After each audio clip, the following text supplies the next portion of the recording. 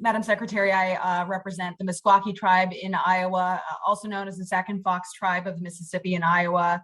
Their settlement is in Tama County, and just wanted to flag some things for you today in this hearing. The Meskwaki Nation did suffer serious damage during the August 2020 derecho. We had like 140-mile-an-hour winds, the costliest thunderstorm coming through our district ever in history.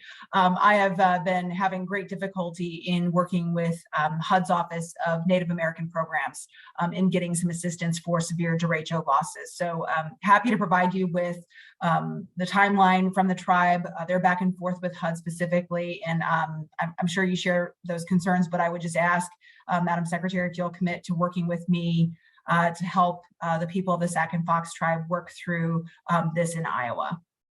Oh, absolutely. You have my commitment to do it. I know that we are looking now at a request that the tribe submitted to give some more flexibility in the Indian Community Development Block Grants to help them with some of the buildings. So our teams can talk whenever you'd like. We want to make sure that we can be helpful. Yeah, and I certainly appreciate your willingness to work with our office on this. You know, it's one of those cases where you talk about bureaucracy really getting in the way of moving forward, and this is a case where the tribe really has been further harmed by that. So I'm hopeful that we can get the Meskwaki people the resources they need to help rebuild on their settlement.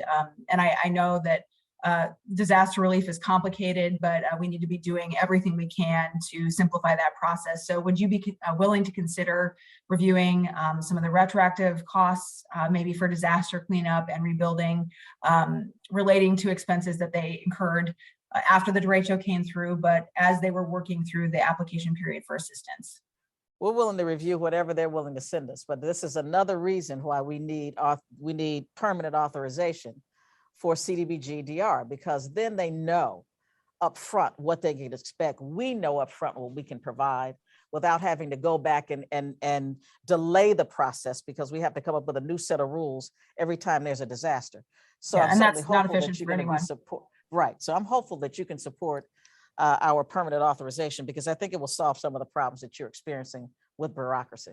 Well, I'm looking forward to following up, and I'll make sure that our office follows up with your staff as well to continue to advance that, so we can get that resolved for them, because they've been waiting. Perfect. It'll be 2 years in August, and so that's certainly a long time for them. So real quick, HUD also plays a role in, as we've been talking about, disaster relief, billions of dollars in damage. They can leave homes in severe disrepair, and the budget request calls for $5 million for climate-related research to help HUD properties prepare for disaster. So what have you already discovered is most helpful in assisting communities in terms of preparedness efforts there? Well, I don't know that I can give you that answer right now, but I will look and see.